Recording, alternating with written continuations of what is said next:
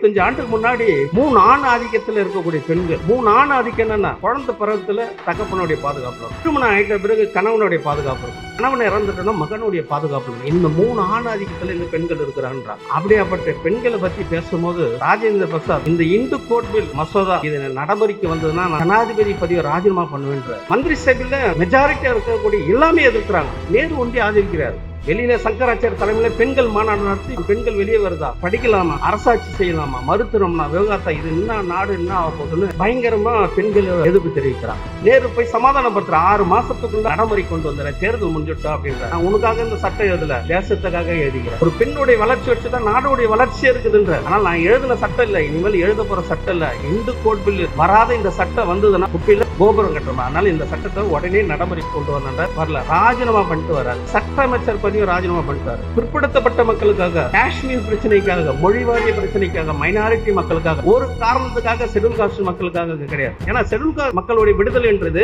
முன்கூட்டியே கிடைக்குது. பொலிட்டிக்கல் ரிசர்வேஷனா 1932 கிடைக்குது. அப்போ யாருக்காக? நாட்டில் இருக்கக்கூடிய வெகுஜன மக்கள் இருக்கக்கூடிய பிசி, எம்பிசி, மைனாரிட்டி, எஸ்சிஎஸ்டி மக்களுக்காக பாபா சாஹேப் அம்பேத்கர் ஒரு ராஜினாமா பண்ணிட்டு வராரு.